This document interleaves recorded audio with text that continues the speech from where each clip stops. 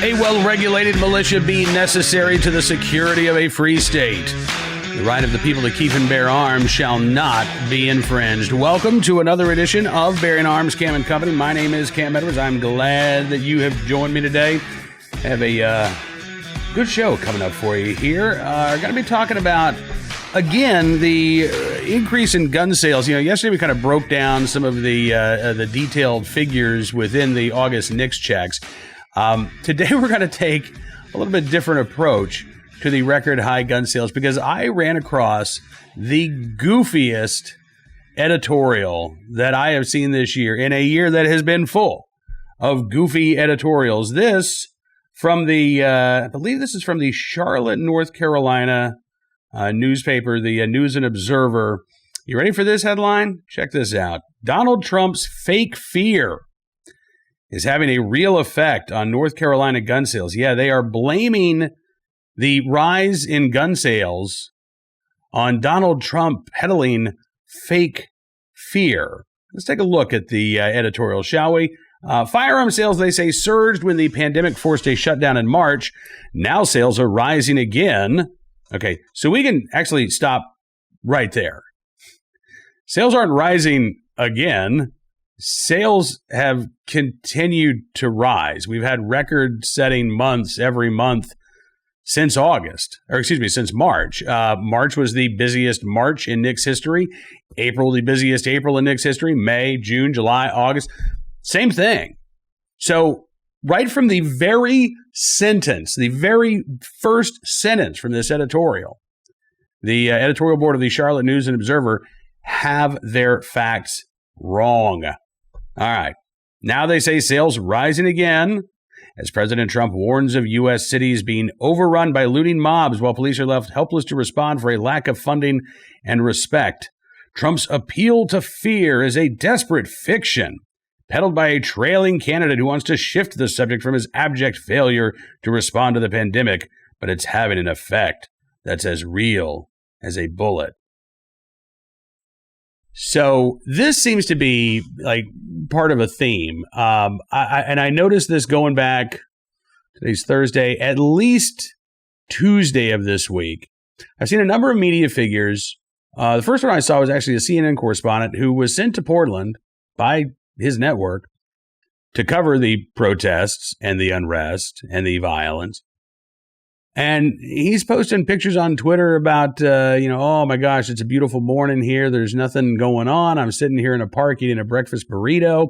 Since then, Paul Krugman of the New York Times has done something similar. Oh, I went for a run in New York City. It was hard to avoid all those mobs. Sarcasm. Ignoring the fact that we got two things happening right now. In cities like New York, Chicago, Portland, Seattle, last night, there were some disturbances, pepper balls deployed in Rochester, New York, Kenosha, Wisconsin. Obviously, there are cities where mobs are looting and rioting and destroying things. That really is happening. It's not a figment of Donald Trump's imagination. And every day seems to bring a new city that is under siege, or at least portions of that city which are under siege. Then you have what I call the street crime. I classify what we just talked about as political violence. Then you've got the street violence. So again, in cities like Seattle, Chicago, New York, Philadelphia, Detroit, and a lot of other cities, violent crime is way up this year. In Chicago, they just passed 500 homicides for the year. This time, August of 2019, they're at about 333 homicides. Yeah. New York looking at the deadliest year in at least 20 years. Shootings up in Baltimore, Maryland, where they're going to have 300 homicides for I believe this will be the 5th year in a row, maybe the 6th year in a row. Philadelphia, violent crime, way up. Seattle, Washington, shootings up over what they were last year. Denver, violent crime continues to rise. The editorial board of the Charlotte News and Observer, again, wants to pretend that none of these things are happening and that none of these things are having an impact on Americans across the country who want to be able to protect themselves and their families. Instead, again, all of this is just fear-mongering fiction, they say, on the part of Donald Trump. They go on to say this is another bad turn in a terrible year. More Americans buying firearms. More guns won't make people safer, they say. It will put them at a greater risk of an accidental shooting, a child finding a gun, a suicide, or a family fight ending in gunfire. And the risk they write is especially great for new gun owners unfamiliar with how to handle or store a gun. Well, there are things, that you can do to alleviate that. You can, first of all, allow ranges to be open so that folks can get firearms training. Unfortunately, in a number of states, we've seen continued restrictions on range capacity. We talked with Tony Simon from Diversity Shoot earlier this week. New Jersey is still operating at 25% capacity for indoor ranges right now. New York City, I don't even know if New York City has allowed their ranges to reopen. I know that they're reopening museums and things of that nature, and ranges tend to fall under the indoor amusement category, but, de Blasio may carve out gun ranges in New York City. Education and training is the key. What the Charlotte News Observer would rather have, however, is a disarmed society. They continue, Trump should be discouraging people from putting themselves and their loved ones at risk. Instead, he's defending a 17-year-old with a military-style rifle who went to Kenosha, Wisconsin to defend property against vandalism by protesters. He ended up shooting 3 people, killing 2. He faces multiple homicide charges. That is a rather one-sided way of talking about the Kyle Rittenhouse case. Yes, Rittenhouse has been charged with 2 counts of murder, as well as a 3rd count of aggravated assault for shooting a 3rd individual. But even, we've talked about this on the program before, I'm not going to get into it again. Go and read the charging documents by prosecutors and find where Kyle Rittenhouse was actually the aggressor in any of these cases. Now, we talked a little bit, I think we talked about it a little bit on yesterday's program. I know I wrote about this at Bearing Arms. I've got my concerns with how Rittenhouse's defense team are handling things at the moment. But I think Kyle Rittenhouse actually does have a good case of self-defense, given that even prosecutors cannot portray Kyle Rittenhouse as the initial aggressor in these incidents. Rittenhouse, according to prosecutors, was walking down the street when this guy, Joseph Rosenbaum, came up to him, started yelling at him, Rittenhouse trying to walk away. Then he starts running away with Rosenbaum in pursuit. Others join in. Now, the prosecuting charging documents don't talk about this particular incident, but if you watch the New York Times timeline that they've put together, you can see one of those pursuing Kyle Rittenhouse fire a handgun into the air about a second or so before Rosenbaum throws a flaming object at Kyle Rittenhouse. And again, none of that brought up by the Charlotte News and Observer. I imagine this will come up in court. But again, they want to portray this as some sort of cold-blooded killing that Donald Trump is defending rather than what it is, which is a case where prosecutors have charged Rittenhouse and Rittenhouse is claiming self-defense. I have a feeling that the Charlotte News and Observer might give a little more sympathy and credence to Rittenhouse if he were not a Trump supporter. The News and Observer goes on to quote Shannon Klug, who's a volunteer with Moms Demand Action in Charlotte, also a retired Air Force colonel and a gun owner. And she wishes more civilians would treat firearms as seriously as the military does. She says, quote, it's not a far jump to understand why people feel the need to protect themselves with a gun, but you really have to know what you're doing with it. So, interestingly, even the gun control advocate that they quote kind of undermines the News and Observer's point, which is, their claim is that, well, Donald Trump is causing all of this. And here's a Moms Demand Action volunteer saying, listen, it's not a stretch to think that people would want a gun to protect themselves. Interesting. The News and Observer concludes by saying Americans shouldn't be afraid of Trump's boogeymen. They should be afraid of so many guns. Outbreaks of vandalism amid city protests is a far less serious threat than the daily toll of gunfire and the terrible scourge of mass shootings. So again, they ignore the deaths that have come at the hands of some of these protesters. David Dorn, murdered in St. Louis. The individuals who were found, whose bodies were found in the burned out buildings in Minneapolis. Nobody's really talking about that anymore because it's been 3 months. The shootings at the Chop/Chaz in Seattle, Washington. Again, the News and Observer wants you to believe that, hey, listen, even if there is a crowd of 100, 200 people and they're walking down your street and they're yelling and screaming and maybe they're starting fires, no big deal. The last thing that you should do would be to go out and get a gun to be able to protect yourself and your family. They continue and conclude by saying, instead of abandoning his responsibility to ensure domestic tranquility, Trump should be emulating the president who lifted the nation out of the Great Depression. Okay, so again, that line bugs me too. It displays a huge amount of historical ignorance. World War II lifted this country out of the Great Depression, not Franklin Roosevelt all by himself. When Roosevelt took office in 1932, actually a number of members of his administration believed that it might not be a bad thing to prolong the economic misery, because when there's a crisis, this is pre-Rahm Emanuel, by the way, by decades. But the idea was that when there is chaos and when people are concerned, when there's economic misery, it's easier to make these fundamental transformations like the New Deal was at the time. And even by 1937, things had, maybe started to pick up a little bit. Then you had another recession. Anyway, again, not going to get into the economic history of the United States, but I will say that this op-ed here by the News and Observer displays a great deal of historical ignorance as well as gaslighting about current events. As they say, Franklin Roosevelt said the nation should reject nameless, unreasoning, unjustified terror, which paralyzes needed efforts to convert retreat into advance. Okay. I probably just would have gone with, the only thing we have to fear is fear itself. But no, they went with a clunkier Roosevelt quote there. Keep in mind as well that the News and Observer blaming, again, not just the rise in gun sales on Donald Trump, but apparently blaming the increase in violence on Donald Trump. They never actually say what the answer is. They never say, well, the answer apparently is just elect Joe Biden. And then everything will be magically better. They don't talk about what Biden should do differently than Donald Trump. They don't talk about how the editorial board thinks that the best way to lower the violent crime rate that's soaring in American cities, how that should occur. Nope. It is just a blame Trump editorial. And I have to say, again, I think blaming Donald Trump for the rise in gun sales gets it backwards.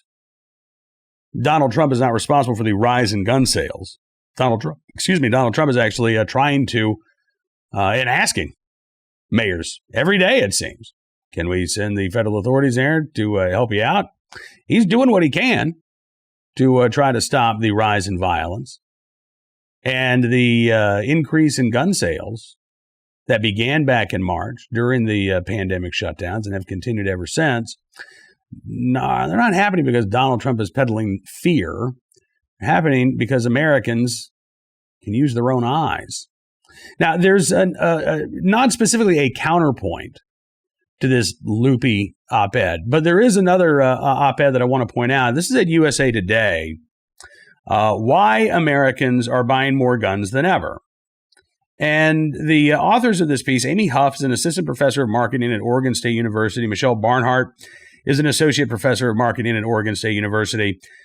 Oregon State, you might think, all right, here we go again. It's going to be another goofy. No, it's not bad. I mean, they point to several factors that they say are leading to this increase in firearm sales. None of them, by the way, include Donald Trump's fear-mongering. So they say first, there's the idea of independence and security. They presented a study, they say, back in 2019, showing that Americans feel that buying a gun is a way to assert and maintain their independence. Independence is threatened during the pandemic when a concern for public health may curtail some individual freedoms, including the freedom to travel, operate some businesses, assemble in large groups, or visit the elderly.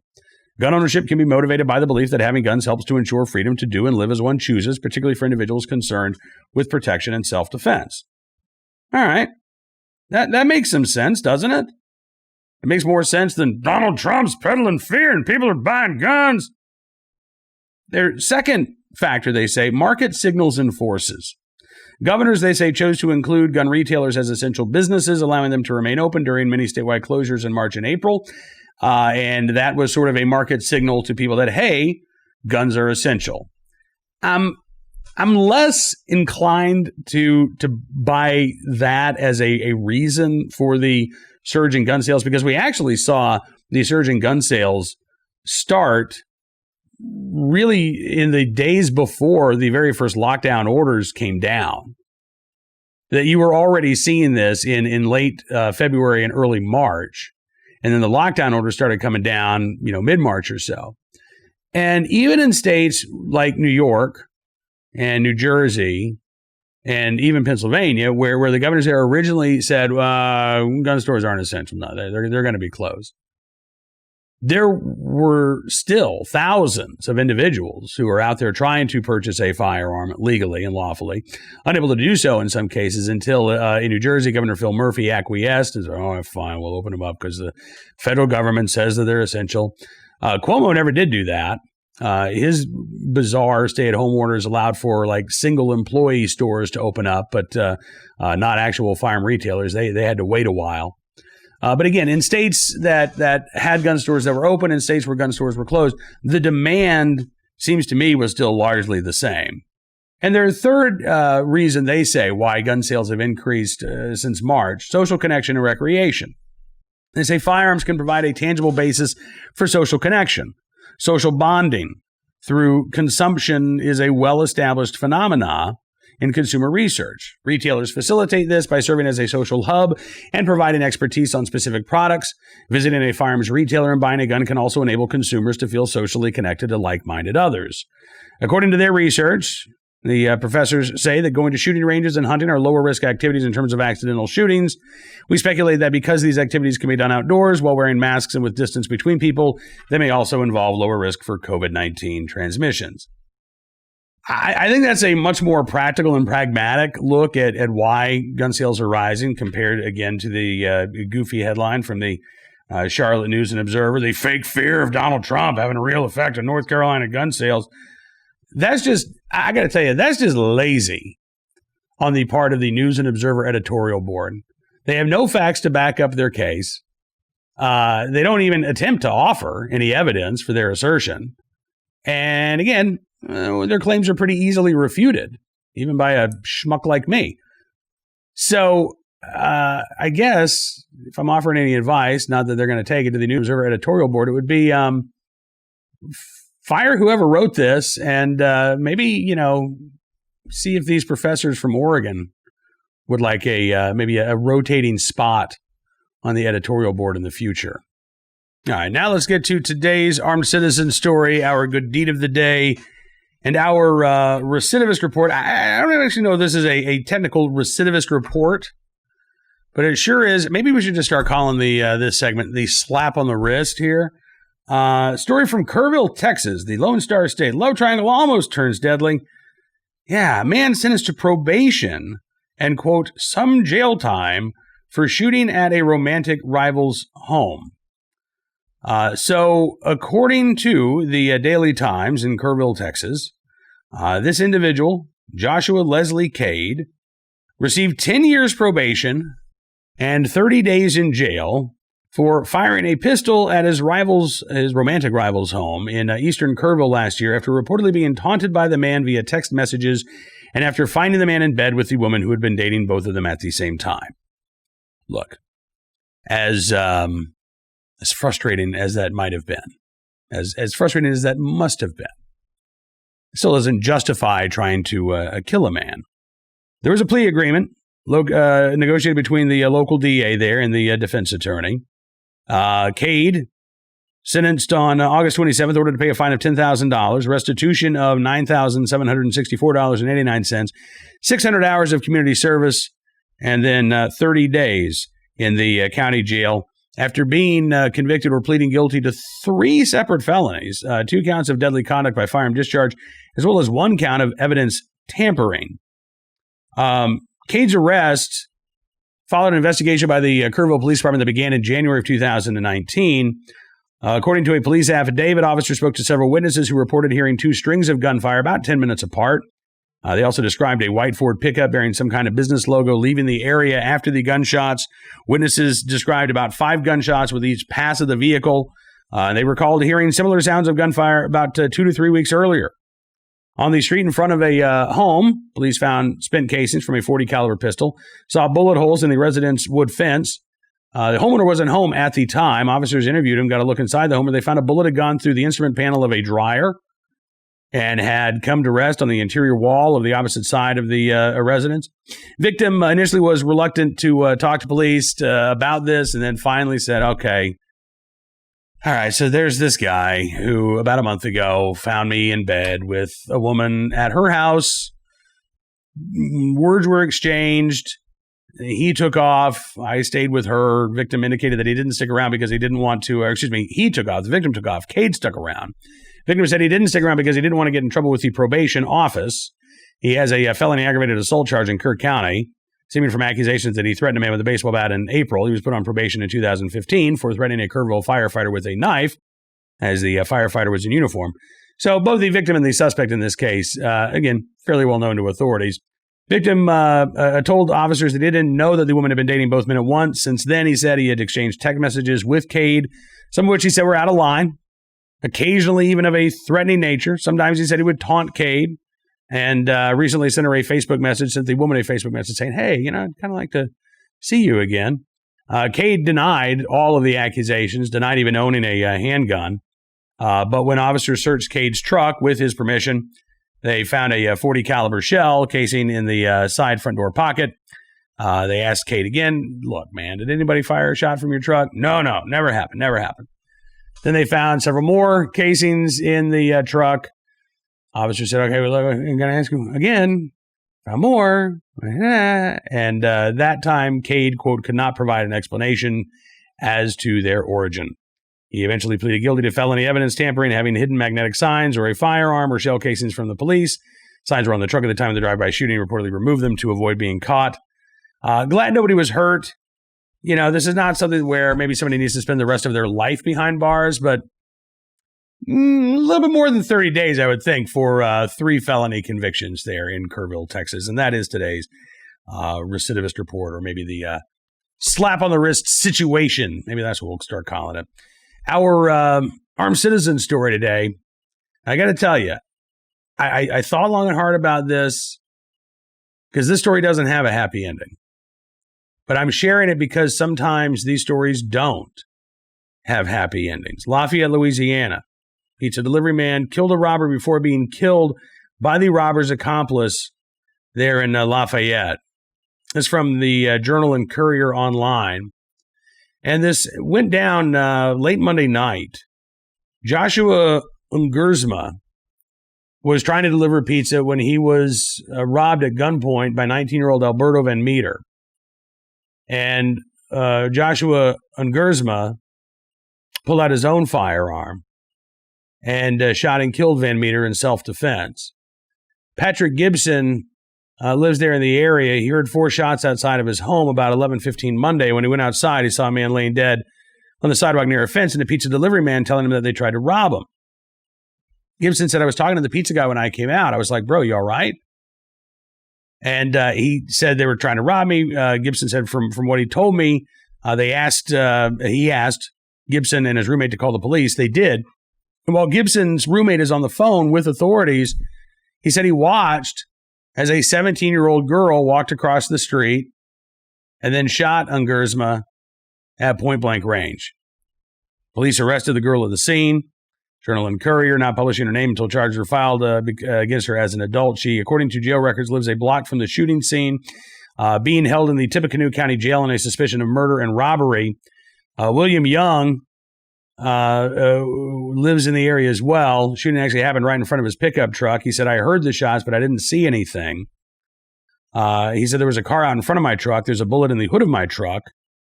But again, was not able to provide any eyewitness accounts. According to a news release from the Lafayette police, they say the case remains under investigation. Not a lot of details here. But again, this was a shooting in self-defense on the part of that delivery driver. And then I don't know if, again, maybe you don't suspect that somebody else is going to come around a couple of minutes later, because it was not immediate. It wasn't that this delivery driver fired in self-defense and then immediately an accomplice from, over there takes another shot at him. Enough time had passed that the delivery driver in Gersma had a conversation with one of the guys who came out. Said, will you call the police? Yup. Guy's roommate had actually gone back inside and was on the phone with the police when the 17-year-old walked up. Situational awareness, it's a necessity, unfortunately, and you should not let down your guard, even after you think that the threat is over, because the threat may not be over. Again, I really wish that this story had a happier ending. We cover stories of delivery drivers who are forced to protect themselves on a pretty regular basis here. This is the first time that I've ever run across a story like this, where minutes after a delivery driver was able to act in self-defense, he was shot and killed by the accomplice. Our thoughts and prayers go out to the family of Joshua and Gersma, and I certainly hope that justice will be served in this case. Finally today, our good deed of the day from Durham, North Carolina, where a police officer in Durham saved a baby from drowning in her own home. Happened Sunday afternoon. According to police, Officer E.L. Gomez was the first on the scene. Baby wasn't breathing, did not have a pulse. Authorities say apparently the incident began in a shower or a bathroom in the family home. Officer Gomez jumped into action, began performing infant CPR on the child until he was breathing on his own. Paramedics then arrived on scene, took the baby to the hospital. According to Corporal C.J. Wisniewski, Officer Gomez able to deliver high-quality CPR upon observing the child's condition. Officer Gomez was alone and surrounded by hysterical family members, but was able to keep her cool and able to communicate the situation over the officer's communication channel. Officer Gomez says that she was just doing her job and that she was happy to help the child. The baby is still in the hospital at last report, but is recovering. So in the right place at the right time, Officer E.L. Gomez there in Durham, North Carolina, we thank you for your very, very good deed. And that is all the time we've got for you on this edition of Bearing Arms Cam & Company. Want to thank you for being a part of the program as always. We'll be back tomorrow. We are going to take Labor Day off, though, but we'll be back tomorrow with more of the latest Second Amendment news and information from all around the nation, including Joe Biden's trip to Kenosha, Wisconsin. Said he wasn't going to go, but then Donald Trump went, and apparently now things have changed. Yeah, we'll get you caught up on that and more. In the meantime, don't forget, you can subscribe to Town Hall Media on YouTube. That way you never miss a program. Also, you can subscribe to Bearing Arms Cam & Company on Spotify or Apple Podcasts, or wherever you like to get your podcast. You will find us there, and we certainly do appreciate your support. Until we talk again, be well, be safe, be free, and we'll see you soon with another edition of Bearing Arms Cam & Company.